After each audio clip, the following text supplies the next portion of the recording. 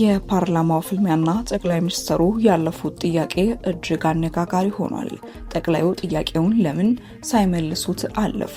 የፓርላማው ፍልሚያ በርካቶችን እያነጋገረ ይገኛል። በምክር ቤቱ በተፈጠረው ክስተት ብዙዎች የተለያዩ ሀሳቦችን እየሰነዘሩ ይገኛሉ። በምክር ቤቱ በርካታ ጥያቄዎች የተነሱ ሲሆን ለእነዚህ ጥያቄዎች የተመለሱ ምላሾችም በእጅጉ አነጋጋሪ ሆነዋል። ጠቅላዩ በርካታ ጥያቄዎችን ሲመልሱ አንድ ግን የዘለሉት ጥያቄ የበርካቶችን ትኩረት ስቧል። ጠቅላዩ ይህንን ጥያቄ ለምን አልመለሱም? ከዚህ ጥያቄ ምላሽ ጀርባ ያለው ሚስጥርስ ምንድነው? ቁጥር ወይስ መሬት ላይ ያለው እውነታ ነው የሚታመነው? መረጃውን በስፋት እንመለከታለን። ሰላም ጤና ይስጥልን የተከበራችሁ የቻናላችን ተከታታዮች፣ በሰኔ 30 ቀን 2018 ዓ.ም የተካሄደው የህዝብ ተወካዮች ምክር ቤት ስብሰባ በኢትዮጵያ ፖለቲካ ውስጥ ትልቁን ማዕበል አስነስቷል። የቤት ኪራይ ከአብዛኛው ዜጎቻችን ወራዊ ገቢ በላይ ሆኗል። በአሁኑ ወቅት በሀገራችን መካከለኛ የሚባል የህብረተሰብ መደብ ጠፍቶ ጥቂት እጅግ የበለጠጉና አብዛኛውን በድህነት የሚማቀቅ ሁለት መደቦች ብቻ ቀርተዋል። ይህንን ያሉት የፓርላማ አባሉ ዶክተር ደሳለኝ ጫኔ ናቸው። ዶክተር ደሳለኝ ጫኔ ለጠቅላይ ሚኒስትር አብይ አህመድ ያቀረቧቸው ጥያቄዎችና የሰነዘሩት ትችት የመንግስትን የሪፖርት ቁጥሮች መሬት ላይ ካለው እውነታ ጋር ያጋጨም ነበር። ታዲያ ለዚህም ነው ከፍተኛ የሆነ ፍጥጫም በምክር ቤቱ የነበረው። ነገር ግን ከዚህ ሁሉ በላይ የብዙዎችን ትኩረት የሳበው አንድ ነገር አለ። ጠቅላይ ሚኒስትሩ ለቀረቡላቸው በርካታ ጥያቄዎች አነጋጋሪ ምላሽ ቢሰጡም አንዱን እጅግ ወሳኝና የሀገሪቱን የነገ ዕጣ ፈንታ የሚወስን ጥያቄ ግን ሰምተው እንዳልሰሙ ሆን ብለው አልፈውታል። እሱም የወደቡ ነገር ከወዴት ደረሰ የሚለው ጥያቄ ነው።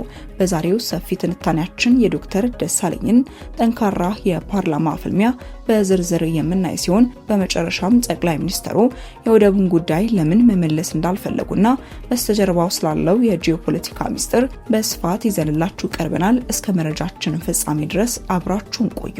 ዶክተር ደሳለኝ ጫኔ ንግግራቸውን የጀመሩት ላለፉት 5 ዓመታት የኢትዮጵያ ሕዝብ የከፈለው ዋጋ እጅግ የበዛና ከባድ መሆኑን በግልጽ በመናገር ነበር። ጠቅላይ ሚኒስትሩ ስልጣን ሲይዙ የገቡትን የሰላምና የብልጽግና ቃል ኪዳን በተግባር ያየነው ተገላቢጦሽ ነው በማለትም ጠንከር ያለ ትችትን ሰንዝረዋል። ዶክተር ደሳለኝ ጫኔ መንግስትን ዋናነት የወቀሱበት ነጥብ የቁጥር ጨዋታ በሚለው እሳቤ ላይ ነው። መንግስት ባቀረበው የአፈጻጸም ሪፖርት ላይ በርካታ አስደናቂ ቁጥሮችም ተቀምጠዋል። የሀገሪቱ ኢኮኖሚ በ2018 በጀት ዓመት 10.2% ያድጋል። የግብር ገቢ 1.5 ትሪሊዮን ብር ደርሷል። የሸቀጦች ወጪ ንግድ 11 ቢሊዮን ዶላር አስገኝቷል። የውጭ ቀጥታ ሐዋላና ኢንቨስትመንት ፍሰት 7.7 ቢሊዮን ዶላር ደርሷል። ነገር ግን ዶክተር ደሳለኝ ጫኔ እነዚህን የቁጥር ስኬቶች የዜጎችን የመኖር እውነታ ፍጹም አይወክሉም ይላሉ።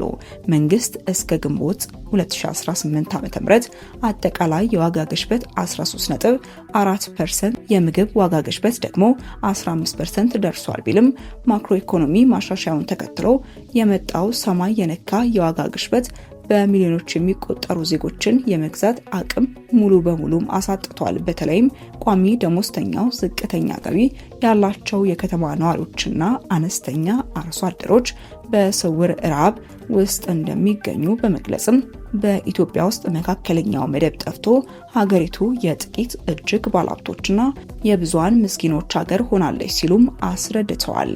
ሌላው ዶክተር ደሳለኝ በመንግስት ሪፖርት ላይ ያጋለጡት ትልቁ ሚስጥር የሀገር ውስጥ ዕዳ ጉዳይ ነው። የፋይናንስ ባለስልጣናት መንግስት አንዲትም ሳንቲም የንግድ ብድር አልተበደረም እያሉ የሚናገሩት የውጭ ብድርን ብቻ ነጥሎ በማየት እውነታውን የማደብዘዝ አካሄድ ነው ብለዋል። ዶክተር ደሳለኝ ጫኔ እንዳሉትም መንግስት በግምጃ ቤት ሰነድ እናም በሀገር ውስጥ ዕዳ በዋስትናዎች አማካኝነት ከሀገር ውስጥ ባንኮችና ተቋማት በቢሊዮኖች የሚቆጠር ብር እየተበደረ መሆኑ ለምን ተደበቀ?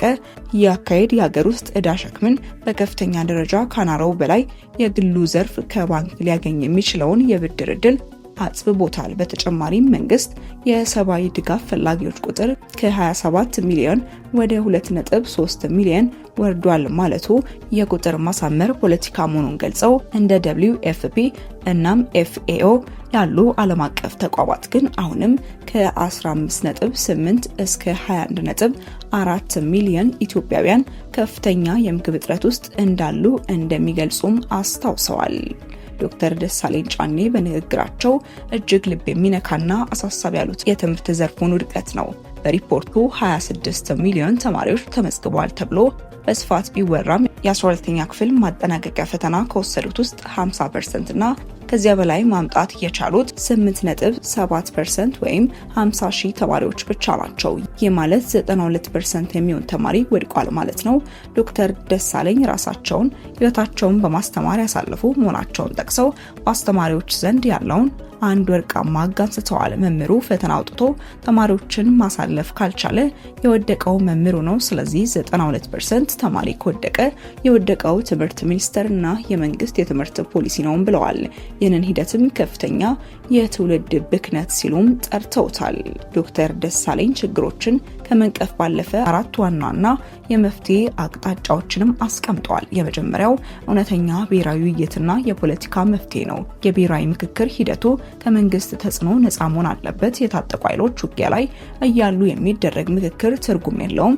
ሁሉንም ያካተተ እውነተኛ እርቅና የሽግግር ፍትህ ያስፈልጋል። ሁለተኛው ህገ መንግስታዊ ማሻሻያ ነው። ሁሉም ዜጋ የኔ ነው የሚለውና ሀገሪቱን ከብሔር መከፋፈል የሚያወጣ ሚዛናዊ ህገ መንግስት ማዘጋጀት። ሶስተኛ የኢኮኖሚ አቅጣጫን መቀየር። ትኩረቱን በኮሪደር ልማት በልጆችና በሪዞርቶች ግንባታ ላይ ያደረገው አካሄድ ገታ በማድረግ ለሀገር ውስጥ መሰረታዊ አምራች ኢንዱስትሪዎች ትኩረት መስጠት። አራተኛ ማህበራዊ የደህንነት መረብ ለድሆችና ለከተማ ነዋሪዎች የሚሆን ጠንካራ ማህበራዊ ዋስትናን መዘርጋት። እነዚህን ጉዳዮች በማንሳትም ሰፋ ያለ ሙግትን በፓርላማው ላይ አቅርበው ነበር። አሁን ደግሞ ወደ ቀጣይ መረጃችን እናልፋለን። በዕለቱ በፓርላማው ውሎ በርካታ ጥያቄዎች ተነስተው ጠቅላይ ሚኒስትሩ አነጋጋሪ ምላሾችን የሰጡ ሲሆን ነገር ግን አንድ የፓርላማ አባል ያነሱት ወሳኝ ጥያቄ ነበር። ኢትዮጵያ የባህር በርና ወደብ እንደሚያስፈልጋት ገልጸው ሀገሪቱ ባህር በር ለማግኘት የጀመረችው ጉዞ ከምን ደረሰ? የወደቡ ነገር ከወዴት ደረሰ? ጠቅላይ ሚኒስትር አብይ አህመድ ይህንን ጥያቄ መልስ ሳይሰጡ ሙሉ በሙሉ ችላ ብለው ታልፈዋል። ይህ ሆን ተብሎ የተደረገ ዝምታ ምን ትርጉም አለው? በስተጀርባ ያለው ፖለቲካዊና ዲፕሎማሲያዊ ሚስጥር ምንድነው? ስለዚህ ጉዳይ 4 ዋና ጉዳዮችን በዝርዝር እንመለከታለን። ኢትዮጵያ ከሶማሊላንድ ጋር የተፈራረመችው የመግባቢያ ሰነድ በታሪክ ትልቅ መነቃቃትን ፈጥሮ የነበረ ቢሆንም በተግባር ግን ቀጠናዊ ማዕበልን አስነስቷል። ሶማሊያ ይህንን ስምምነት ሉዓላዊነቴን መጣስ ነው በማለት ዓለም አቀፍ ድጋፍ ለማሰባሰብ ተንቀሳቅሳለች። አረብ ሊግ፣ የአፍሪካ ህብረትና የምዕራባውያን ሀገራት የሶማሊያ የግዛት አንድነትን ደግፈዋል። ጠቅላዩ በፓርላማው ላይ ስለዚህ ጉዳይ አሁን ላይ በግልጽ መናገር ቢጀምሩም የዲፕሎማሲ ውጥረት ይበልጥ ሊያባብሱት ይችላሉ። ስምምነቱ ወደ ተግባር ለመቀየር የገጠሙትን የህግና የፖለቲካ እንቅፋቶች በይፋ መናገር ደግሞ በሀገር ውስጥ የሽንፈት ተደርጎ ሊወሰድ ስለሚችል ዝምታን መርጠዋል። የወደቡ ጉዳይ ከተነሳ ወዲህ በምስራቅ አፍሪካ አዲስ የኃይሎች አሰላለፍ ተፈጥረዋል። ግብጽ እና ኤርትራ ከሶማሊያ ጋር ያላቸውን ግንኙነት በከፍተኛ ደረጃ አጠናክረዋል። በተለይ ግብጽ በሶማሊያ ያለውን የሰላም አስከባሪ ኃይል ለመተካትና ወታደሮቿን ወደ ሞቃዲሾ ለመላክ ያደረገችው እንቅስቃሴ ለኢትዮጵያ ብሔራዊ ጸጥታ ትልቅ ስጋት ሆኗል። ዶክተር ደሳለኝ በንግግራቸው ከትግራይና ከኤርትራ ኃይሎች ጋር የሌላ ጦርነት ስጋት አሳሳቢ ደረጃ ላይ ደርሷል ብለውም በገለጹበት ማግስት ጠቅላይ ሚኒስትሩ ስለ ባህር በር ጉዳይ በድጋሚ ጠንከር ያለ ንግግርን ቢያደርጉም ይህንን የሶስትዮሽ ጥምረት ይበልጥ ሊያነሳሳና ወደ ቀጥታ ወታደራዊ ግጭት ሊያመራ የሚችልበት ስጋት ስላለ ጉዳዩን ማቀዝቀዝን መርጠዋል። በኢትዮጵያና በሶማሊያ መካከል ያለውን አለመግባባት ለመፍታት ቱርክ በአንካራ የጀመረችው የዲፕሎማሲ ጥረት አለ። እንደዚህ አይነት ዓለም አቀፍ ድርድሮች በሚካሄዱበት ወቅት መሪዎች በይፋዊ መድረክ ላይ የሚሰነዝሯቸው ንግግሮች ድርድሩን ሊያደናቅፉ ይችላሉ። ጠቅላይ ሚኒስትሩ በፓርላማው ደረጃ ደረጃ የሚሰጡትን ምላሾች በሞቃዲሾ በኩል አሉታዊ ትርጉም እንዳይሰጠውና የቱርክን የሰላም ጥረት እንዳያበላሸው ዲፕሎማሲያዊ ጥንቃቄ አድርገው ሊሆንም ይችላል። መንግስት በአሁኑ ወቅት በሀገር ውስጥ ካለው ሰፊ የጸጥታ ቀውስ፣ በአማራና በኦሮሚያ ክልሎች ካለው ግጭትና ከከፋው የኑሮ ውድነት አንጻር የህዝቡን ትኩረት ወደ ውጭ ጉዳይ ማዞር አይፈልግም ሊሆንም ይችላል።